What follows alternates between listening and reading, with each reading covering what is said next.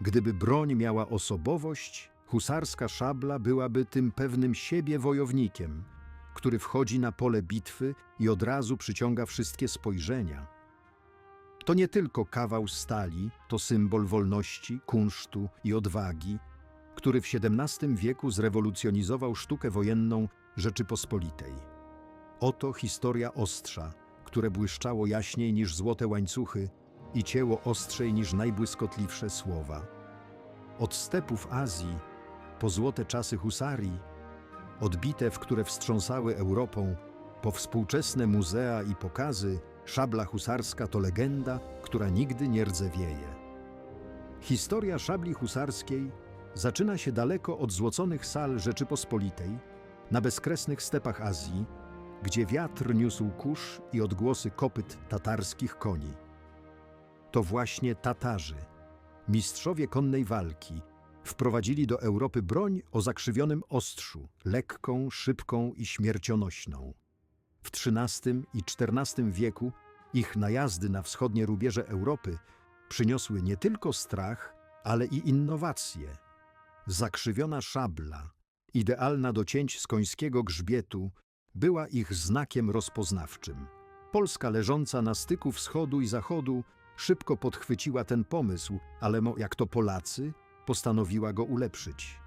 W XV wieku, gdy rycerze Zachodu wciąż walczyli ciężkimi mieczami, Polska zaczęła eksperymentować z lżejszą bronią. Węgiersko-polskie szable, używane w czasach Władysława Jagiełły, były jeszcze dość toporne, ale już wtedy pokazywały potencjał. Były to czasy, gdy Rzeczpospolita stawała się mocarstwem, a jej kawaleria potrzebowała broni, która nadążałaby za dynamicznym stylem walki. W XVI wieku, wraz z rozwojem husarii, elitarnej formacji konnej, pojawiła się potrzeba stworzenia broni idealnej. Tak narodziła się szabla husarska. Pierwsze szable husarskie były dziełem rzemieślników z Krakowa, Lwowa i Wilna, którzy łączyli wschodnie inspiracje z lokalnym kunsztem. Były one krótsze i lżejsze od swoich węgierskich pierwowzorów, a ich zakrzywienie zaprojektowano tak, by idealnie pasowało do szarży. W warsztatach płatnerskich, takich jak słynna kuźnia Jana Kuszewicza w Lwowie, powstawały ostrza, które nie tylko cięły, ale i zachwycały pięknem. Szabla stała się czymś więcej niż narzędziem. Była dziełem sztuki, często zdobionym złotem, srebrem czy inskrypcjami z Pisma Świętego, takimi jak In nomine Domini czy Tu Bóg, honor, ojczyzna. Nie można pominąć wpływu kontaktów z Imperium Osmańskim. W XVI wieku, podczas wojen z Turcją, polscy wojownicy podpatrywali orientalne techniki walki i konstrukcji broni. Osmanowie, mistrzowie w używaniu zakrzywionych kling, inspirowali Polaków do dalszego doskonalenia szabli. Ich kilije, smukłe i zabójcze, stały się wzorem dla polskich płatnerzy. W efekcie powstała broń, która łączyła w sobie lekkość tatarskich szabel, elegancję osmańskich kilijów i solidność europejskiego rzemiosła. To był początek legendy, która miała wstrząsnąć polami bitew Europy. Epizod historyczny. Tajemnica szabli spod Grunwaldu. W roku 1410, podczas bitwy pod Grunwaldem, szabla nie była jeszcze husarska, ale już wtedy polska kawaleria eksperymentowała z lżejszymi ostrzami. Legenda głosi, że rycerz Zawisza Czarny, znany z odwagi i honoru, otrzymał od tatarskiego jeńca szablę o nietypowym zakrzywieniu. Była to broń zdobyta podczas jednej z potyczek na wschodnich rubieżach. Zawisza, zachwycony jej lekkością, miał powiedzieć: to ostrze tnie jak wiatr, a waży jak pióro. Choć historycy spierają się, czy ta historia jest prawdziwa, pewne jest, że Grunwald był momentem, gdy polska armia zaczęła dostrzegać potencjał wschodnich inspiracji. Szabla Zawiszy, choć nie była jeszcze husarska, stała się symbolem nowego podejścia do walki, szybkiego, precyzyjnego i mobilnego. W XVI wieku Gdy husaria zaczęła dominować na polach bitew, szabla husarska osiągnęła swój złoty wiek. Była to broń, która nie tylko służyła do walki, ale i odzwierciedlała status właściciela. Magnaci zamawiali szable zdobione klejnotami, złotymi inkrustacjami i herbami rodowymi. W warsztatach takich jak kuźnia Kuszewicza powstawały prawdziwe arcydzieła, które dziś można podziwiać w muzeach. Szabla stała się nieodzownym elementem kultury sarmackiej, symbolem wolności i szlachectwa. W roku 1598, w przededniu koronacji Zygmunta III Wazy, lwowski płatnerz Mikołaj Tarnowski otrzymał nietypowe zlecenie. Król, zafascynowany sztuką wojenną husarii, zażądał szabli, która miałaby symbolizować jedność Rzeczypospolitej. Tarnowski, znany z precyzji, przez 3 miesiące pracował nad ostrzem, które miało być nie tylko bronią, ale i dziełem sztuki. Na głowni wygrawerował wizerunek orła w koronie, a rękojeść ozdobił perłami z Bałtyku. Gdy szabla została wręczona królowi podczas koronacji w Krakowie, Zygmunt miał powiedzieć: z taką bronią Rzeczpospolita nigdy nie zginie. Choć losy tej szabli zaginęły w mrokach historii, legenda mówi, że była używana podczas zwycięskiej bitwy pod Zborowem w 1649 roku. Szabla husarska była jak precyzyjny instrument. Każdy jej element miał znaczenie, a całość działała jak dobrze naoliwiona maszyna. Przyjrzyjmy się jej budowie, która uczyniła ją królową pól bitewnych. Głownia. Ostrze szabli husarskiej miało długość od 85 do 90 cm i lekkie zakrzywienie, które pozwalało na błyskawiczne cięcia z końskiego grzbietu. Było jednoostrzowe z tzw. piórem, szerszą częścią przy czubku, która zwiększała siłę uderzenia. Dzięki temu szabla mogła przecinać zarówno lekkie pancerze, jak i kości, nie tracąc przy tym ostrości. Stal, z której ją wykonywano, była kuta w najlepszych warsztatach, często z dodatkiem węgla, co zwiększało jej wytrzymałość. Jełc. Osłona dłoni była kluczowa w walce. Najczęściej stosowano jełc krzyżowy lub kabłonkowy, który chronił rękę przed ciosami wroga, ale nie ograniczał ruchów. W późniejszych modelach pojawiały się bardziej ozdobne formy, zdobione grawerunkami orłów, smoków czy herbów rodowych.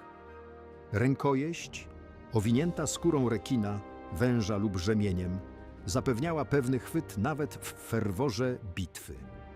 Na końcu znajdowała się głowica, często w formie orlego dzioba lub zdobiona klejnotami, co podkreślało status właściciela. Niektóre rękojeści były inkrustowane srebrem lub kością słoniową. Paluch. Charakterystyczny pierścień na palec wskazujący to jeden z najbardziej rozpoznawalnych elementów szabli husarskiej. Pozwalał na pewniejsze trzymanie broni podczas dynamicznych manewrów, dając husarzowi przewagę w walce. Dzięki paluchowi husarz mógł wykonywać cięcia w tył lub w bok, nie tracąc kontroli nad szablą. Każdy element szabli był dopracowany z precyzją godną zegarmistrza. Waga zwykle nie przekraczająca 1 kg sprawiała, że broń była szybka, ale wystarczająco solidna, by wytrzymać starcia z cięższymi mieczami czy toporami. Co więcej, szable husarskie często były personalizowane. Bogaci magnaci zamawiali ostrza zdobione złotem, srebrem, a nawet emalią. Niektóre miały wygrawerowane sentencje, takie jak Bóg, honor, ojczyzna, czy in nomine domini, w imię Pana. W rękach husarza szabla była przedłużeniem jego woli, nie tylko narzędziem, ale i symbolem jego ducha. Epizod historyczny – kuźnia pod Lwowem. W roku 1620 w podlwowskiej wsi Pochorce działała kuźnia mistrza Stanisława Wierzbickiego, zwanego Złotą Ręką. Wierzbicki, dawny husarz, który stracił nogę w bitwie pod Smoleńskiem w 1613 roku, poświęcił się tworzeniu szabel tak doskonałych, że mówiło się, iż tną one nawet duszę wroga. Pewnego dnia do jego warsztatu przybył młody szlachcic, Jan Sobieski, przyszły król. Sobieski zamówił szablę, która miała stać się jego wiernym towarzyszem w bitwach. Wierzbicki, mimo że był prostym rzemieślnikiem, stworzył ostrze zdobione wizerunkiem Matki Boskiej, które Sobieski nosił aż do zwycięstwa pod Wiedniem w 1683 roku. Szabla ta, zwana pochorecką perłą, do dziś jest przechowywana w muzeum w Krakowie, choć niektórzy twierdzą, że jej prawdziwa moc tkwi w legendzie, która mówi, że ostrze świeciło blaskiem w noc przed bitwą. Proces tworzenia szabli był sztuką samą w sobie. Płatnerze, tacy jak Wierzbicki, spędzali tygodnie na kuciu stali, hartowaniu jej w ogniu i polerowaniu ostrza, aż osiągało lustrzany połysk. Często stosowano technikę damasceńską, polegającą na łączeniu różnych rodzajów stali, co nadawało ostrzu nie tylko wytrzymałość, ale i unikalny wzór, przypominający falę wody. Takie szable były nie tylko bronią, ale i dziełem sztuki, które przekazywano z pokolenia na pokolenie. W roku 1632 w Wilnie młoda szlachcianka Anna Radziwiłłówna, znana z odwagi i niezależności, postanowiła nauczyć się walki szablą, mimo że było to nietypowe dla kobiet tamtych czasów. Jej nauczycielem był stary husarz, Mikołaj Sapiecha, który podarował jej szablę wykonaną przez miejscowego mistrza. Ostrze zdobione motywem wilka, symbolem rodu Sapiechów, stało się jej talizmanem. Anna, przebrana za mężczyznę, wzięła udział w potyczce z tatarskim Czambułem pod Bracławiem, gdzie jej cięcia szablą zadziwiły towarzyszy broni. Choć jej historia została zapomniana, szabla, nazwana Wilczą Pieśnią, przetrwała i jest dziś eksponowana w muzeum w Wilnie. Szabla husarska w rękach husarza była jak piorun, szybka, niszczycielska i budząca grozę. Najlepszym przykładem jej skuteczności jest bitwa pod Kirchholmem w 1605 roku, gdzie 3000 husarii pod wodzą Jana Karola Chodkiewicza rozniosło 11 000 Szwedów w niespełna pół godziny. Szarża husarska była cudem logistyki i brutalnej poezji. Najpierw lance rozbijały szyki wroga, przebijając pancerze i siejąc chaos. Gdy lance pękały lub stawały się nieporęczne, husarze wyciągali szable i wtedy zaczynała się prawdziwa rzeź. Cięcia szabli były precyzyjne, szybkie i nie wymagały zatrzymania konia. Husarz w pełnym galopie mógł jednym ruchem ręki odciąć głowę, ramię lub przeciąć przeciwnika na pół. To nie była broń do finezyjnych pojedynków. To był masowy wycinak, jak mawiali współcześni kronikarze. W bitwie pod Kłuszynem w 1610 roku husaria, uzbrojona w szable, rozbiła wielokrotnie liczniejsze wojska moskiewskie, zdobywając Moskwę dla Rzeczypospolitej. Szabla była kluczem do sukcesu. Jej lekkość i kształt pozwalały na błyskawiczne ataki, które nie dawały wrogowi czasu na reakcję. Epizod historyczny. Szarża pod Beresteczkiem. W 1651 roku, podczas bitwy pod Beresteczkiem, husaria stanęła naprzeciw potężnej armii kozacko-tatarskiej. Wśród husarzy był młody szlachcic, Andrzej Kmicic, inspirowany literacką postacią Sienkiewicza, który zasłynął brawurową szarżą na tatarski oddział. Według kronik Kmicic, uzbrojony w szablę wykonaną przez lwowskiego mistrza, przeciął jednym cięciem linę, która trzymała tatarski sztandar, powodując zamieszanie w szeregach wroga. Jego czyn przeszedł do legendy, a szabla, nazwana piorunem Kmicica, stała się symbolem odwagi i brawury. Bitwa pod Beresteczkiem, jedna z największych w XVII wieku, pokazała, że szabla husarska była nie tylko bronią, ale i narzędziem, które decydowało o losach bitew. Szabla husarska sprawdzała się nie tylko w wielkich bitwach. W drobnych potyczkach, zwanych harce, husarze wykorzystywali ją do błyskawicznych ataków na zwiadowców czy mniejsze oddziały. Dzięki paluchowi, który pozwalał na pewny chwyt, husarz mógł wykonywać skomplikowane manewry, takie jak cięcie w tył podczas odwrotu, co dezorientowało przeciwnika. W bitwie pod Chocimiem w 1621 roku szable husarskie siały spustoszenie wśród osmańskich janczarów, którzy choć uzbrojeni w muszkiety, nie byli w stanie nadążyć za szybkością polskiej kawalerii.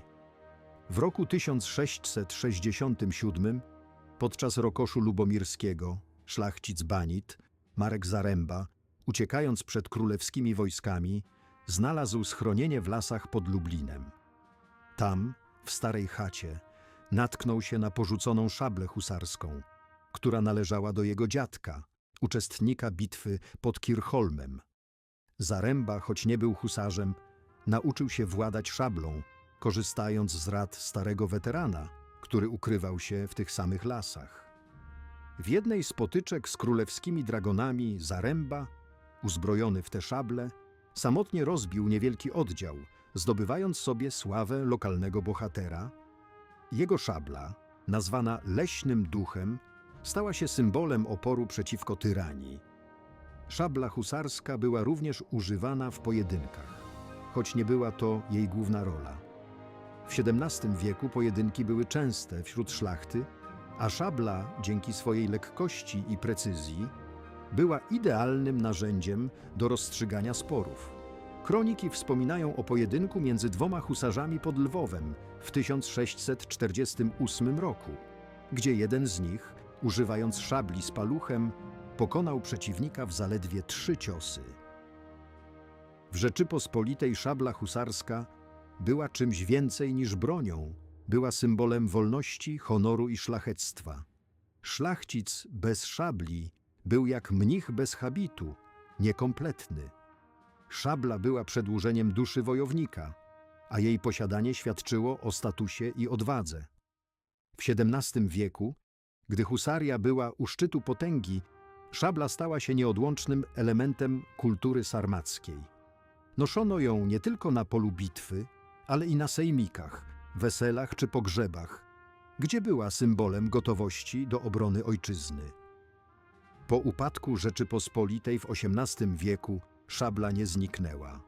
Stała się relikwią narodową, używaną w powstaniach kościuszkowskim w 1794 roku, listopadowym w 1830 roku i styczniowym w 1863 roku. Ułani, dziedzice husarskiej tradycji, nosili szable jako znak ciągłości walki o wolność. Nawet w czasach zaborów, gdy mówienie o husarii było ryzykowne, szabla pozostawała w ukryciu, w kufrach, na strychach, w sercach Polaków. Epizod historyczny. Szabla w powstaniu styczniowym. W 1863 roku, podczas powstania styczniowego, młody powstaniec, Kazimierz Pułaski, nie mylić z jego słynnym przodkiem, znalazł w rodzinnym dworze starą szablę husarską, należącą do jego pradziada, uczestnika bitwy pod Wiedniem.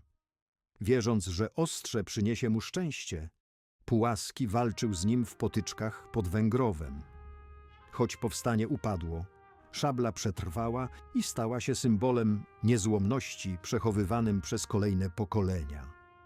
W XX wieku, podczas odrodzenia Polski, szabla ta została przekazana do muzeum w Warszawie, gdzie jest eksponowana jako dowód na to, że duch husarii nigdy nie zgasł.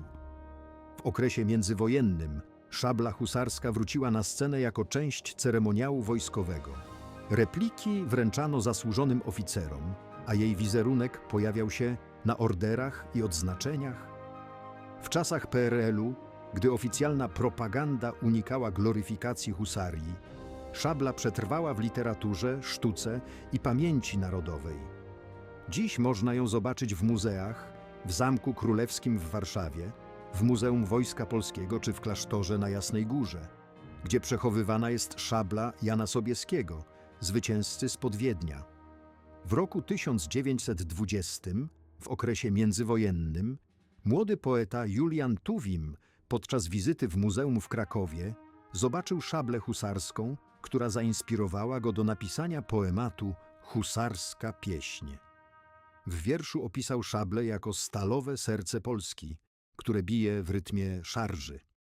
Choć Tuwim nigdy nie walczył, jego utwór stał się popularny wśród młodych kadetów, którzy widzieli w szabli symbol niezłomności. Legenda głosi, że jedna z replik szabli, inspirowana tym poematem, została podarowana marszałkowi Piłsudskiemu, który nosił ją podczas oficjalnych ceremonii. Choć nikt już nie galopuje po polach bitewnych z szablą w dłoni, duch husarii żyje dalej. W XXI wieku szabla husarska stała się ikoną kultury popularnej. Rekonstruktorzy historyczni z całej Polski, a także z zagranicy, odtwarzają szarże husarskie, dzierżąc repliki szabel wykonane z taką precyzją, że mogłyby konkurować z oryginałami sprzed wieków. Szkoły szermierki, takie jak te prowadzone przez Bractwo Szermiercze w Warszawie, uczą młodych adeptów technik cięcia szablą, łącząc tradycję z nowoczesnością. Epizod współczesny. Szabla na TikToku. W roku 2025, podczas Międzynarodowego Festiwalu Rekonstrukcji Historycznych w Grunwaldzie, młoda szermierka Zofia Kowalska stała się sensacją internetu. Jej pokaz walki szablą husarską, nagrany przez przypadkowego widza, zdobył miliony wyświetleń na TikToku. Zofia, ubrana w replikę husarskiego stroju, wykonywała cięcia z taką gracją, że internauci nazwali ją husarską królową. Jej film zainspirował setki młodych ludzi do nauki szermierki, a repliki szabel zaczęły sprzedawać się jak ciepłe bułeczki. Zofia, choć zaskoczona popularnością, postanowiła założyć szkołę szermierki w swoim rodzinnym Toruniu, gdzie uczy młodych adeptów sztuki władania szablą. Szabla husarska stała się także towarem eksportowym. Kolekcjonerzy z Japonii, Stanów Zjednoczonych czy Niemiec płacą krocie za autentyczne egzemplarze lub precyzyjne repliki. W Hollywood szable husarskie pojawiły się w filmach historycznych, takich jak Victoria 1683, gdzie ich błysk stał się symbolem polskiego ducha. Gry komputerowe jak Mount Barbella, Mount Blade czy Wiedźmin również oddają hołd tej legendarnej broni, umieszczając ją w rękach wirtualnych bohaterów. W Japonii, gdzie kultura samurajska ma wiele wspólnego z husarską, szable husarskie zyskały status kultowych, porównywanych do katan. W roku 2022, podczas kręcenia filmu Skrzydła Chwały w Los Angeles, reżyser Steven Spielberg, zafascynowany polską historią, postanowił użyć autentycznych szabel husarskich w scenach batalistycznych. Ekipa filmowa sprowadziła z Polski kilka replik wykonanych przez krakowskiego mistrza Jana Nowaka.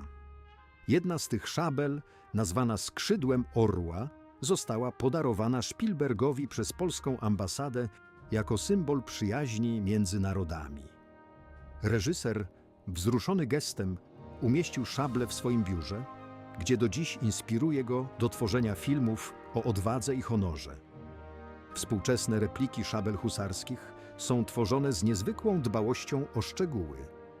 Polscy rzemieślnicy, tacy jak krakowska kuźnia Ostrze Czasu, używają tradycyjnych technik, łącząc je z nowoczesnymi narzędziami. Ich szable są nie tylko piękne, ale i funkcjonalne.